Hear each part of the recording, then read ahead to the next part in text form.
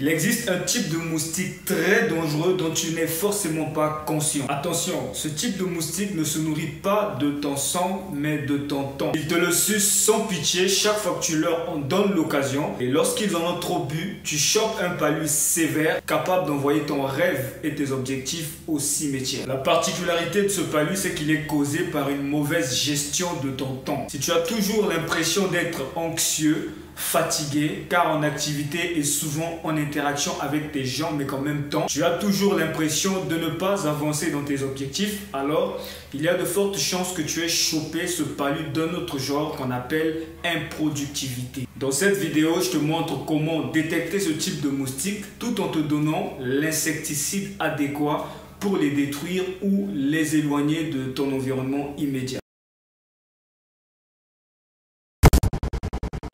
Être en mesure de reconnaître automatiquement ce type de moustique qui te suce ton temps et tue ta productivité dans l'œuf est, à mon humble avis, la première étape pour te protéger de ce qui naturellement te permet de mieux gérer ton temps et de booster ta productivité. J'ai pris ici l'analogie de moustique et de maladie pour montrer à quel point il ne faut pas prendre ce phénomène à la légère, mais qu'il faille plutôt s'en protéger de la même manière que l'on se protégerait du palu ou de n'importe quelle autre maladie mortelle. Ces moustiques sont exigeants et assoiffés de ton temps, tout en soulignant que dans 99% des cas, c'est souvent uniquement pour t'embarquer dans des activités qui ne t'aident en rien à avancer dans tes objectifs personnels ou professionnels. Ils sont très vicieux à tous les sens du terme. Par exemple, ils vont souvent avoir l'habitude de t'embarquer dans des activités égoïstes où lorsque tu y réfléchis un peu, tu te rends très vite compte qu'il ne s'agit toujours que d'eux en fait. Et là, tu vas te demander souvent,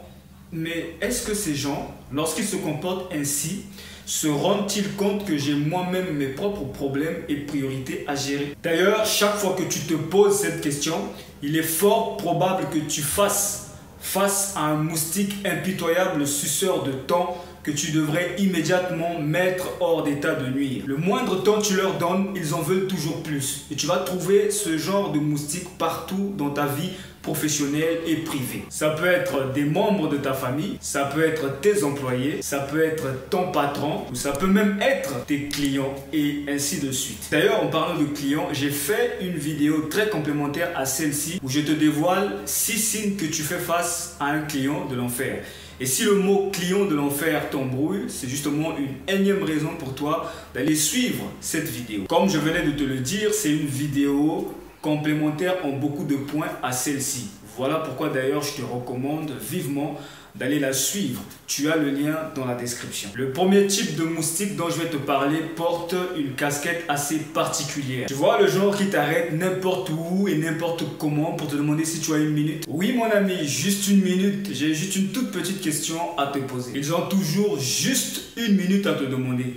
Minute qui se transforme toujours en plusieurs minutes, voire en plusieurs heures si tu ne sais pas comment t'y prendre. Le pire, c'est qu'ils vont souvent faire irruption brusquement, souvent uniquement lorsque tu es impliqué ou tu es en train de faire quelque chose de très important pour toi-même. S'ils sont à distance, ils vont incessamment vouloir faire exploser ton téléphone, voulant faire de leurs priorités tes priorités. Et si tu as la malchance de te trouver dans le même rayon physiquement avec eux, ils n'hésitent pas à venir t'interrompre, peu importe ce que tu fais. La tentation de tomber facilement dans leur piège est souvent très grande pour diverses raisons. Dans la mesure où ils te promettent de ne vouloir que 30 secondes de ton temps, 1 minute de ton temps ou de n'avoir qu'une toute petite question à te poser, tu pourrais commettre l'erreur de penser que leur refuser ça ne serait ni courtois ni gentil. Mais la vérité est la suivante. Consciemment ou inconsciemment, ces gens n'ont que faire de ton temps. Ils ne lui accordent aucun poids. Ils pensent que leur temps est plus important que le tien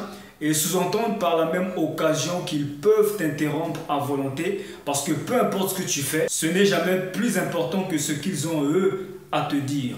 Et à mon avis, rien que ça t'autorise d'être très ferme avec eux. Malonga, s'il te plaît, puis-je avoir ton attention pour juste un instant? Désolé, je suis occupé et je ne suis pas sûr de me libérer de sitôt. Par contre, je pourrais t'offrir 10 minutes de mon temps à X date et heure pour adresser tout ce que tu as à me dire. Cette technique a l'avantage de ne pas te laisser interrompre, ce qui te permet d'avancer tranquillement avec ton programme tel que tu l'as prévu. Et comme tu devrais déjà le savoir, les interruptions intempestives et inutiles représentent l'ennemi numéro 1 de la productivité. Et bien sûr, cette technique ne va pas fonctionner pour la première fois ni pour la deuxième fois. C'est insuffisant pour que quelqu'un qui a l'habitude de t'interrompre puisse comprendre. Les gens vont vouloir continuer à t'interrompre, mais tu vas rester ferme et continuer à appliquer la technique. Au bout d'un moment, soit ils vont comprendre, soit ils vont se fâcher contre toi et te foutre la paix pour de bon. En ce qui me concerne, je préfère le deuxième scénario. L'autre type de moustique suceur de temps, c'est le genre à vouloir tout le temps t'avoir dans des réunions physiques et massivement improductives. Ça peut être un prospect qui te découvre en ligne et qui t'écrit pour solliciter un rendez-vous sans préciser un agenda ou un ordre du jour clair. Ça m'est arrivé plusieurs fois et dans la plupart des cas, ça a été une perte de temps. Soit parce que le prospect ne respecte pas lui-même le rendez-vous qu'il a donné, c'est-à-dire que tu te rends au lieu qu'il a proposé, à l'heure qu'il a proposé, et 30 minutes après, il n'est pas toujours là. Soit la rencontre va bel et bien avoir lieu, mais lorsque tu analyses le fond, tu te dis mais je n'avais pas à perdre mon temps et mon énergie à me déplacer pour ça en fait. Une communication par mail ou un appel WhatsApp aurait suffi et j'aurais économisé mon temps, mon énergie et mon argent. Mais trop tard, ton temps s'est fait sévèrement violer et maintenant tu regrettes tout ce que tu aurais pu faire de meilleur avec ce temps si tu l'avais mieux géré. Si tu es comme moi, tu aurais pu par exemple finir avec une vidéo que tu dois poster sur ta chaîne YouTube ou peut-être même avancer avec le travail d'un client qui t'a déjà payé et généreusement. Bref, à cause de tout ça, personnellement, j'évite au maximum les rencontres physiques pour la seule et simple raison que aujourd'hui, 99% des rencontres et communications peuvent se faire à distance. D'ailleurs, désormais, j'ai mis en place une politique très rigoureuse en ce qui concerne les rencontres physiques. C'est dire que si ça peut se faire en ligne avec la même ou plus d'efficacité que physiquement, je ne me déplace pas à moins que tu sois Aliko Dangote. Si l'ordre du jour n'est pas connu d'avance, je ne me déplace pas à moins que tu sois Elon Musk. Si l'objectif à atteindre n'est pas éclairci à l'avance, je ne me déplace pas à moins que je te juge comme étant quelqu'un de très important à mes yeux. D'ailleurs, Sun Tzu, dans l'art de la guerre, affirme que un général fin stratège ne fait jamais aucun mouvement, aucun déplacement qui ne soit calculé à l'avance et optimisé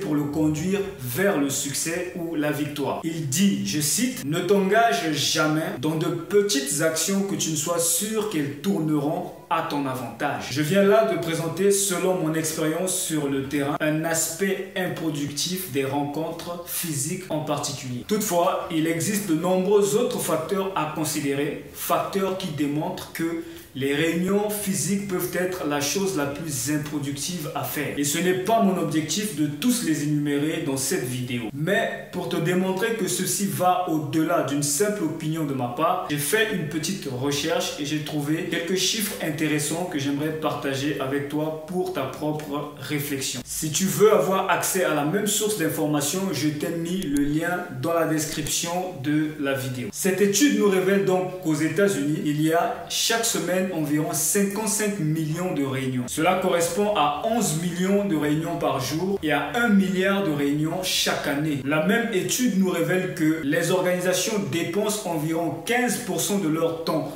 dans les réunions et que 71% de ces réunions sont totalement improductives. Ensuite, la même étude nous révèle que les pertes ou le coût en pertes financières dues à des réunions improductives est estimé à 37 milliards de dollars chaque année. Et aussi que chaque employé dépense en moyenne 31 heures par mois dans des réunions improductives. Si dans un pays développé où tout est structuré, où les gens sont très entrepreneurs comme les États-Unis, l'on nous fait part d'une telle catastrophe, qu'en serait-il pour les pays comme le Congo et les autres pays d'Afrique? Laisse-moi un commentaire. Pour terminer sur ce point, voici quelques questions que tu devrais désormais te poser avant d'embarquer dans une réunion quelconque. Dois-je vraiment participer à cette réunion? N'y a-t-il pas une manière plus économique en temps et en énergie pour régler le problème qui se pose? Maintenant, si tu as bien réfléchi et que tu vois qu'il n'y a pas moyen d'éviter une réunion, je te conseille au moins moins de prévoir à l'avance une technique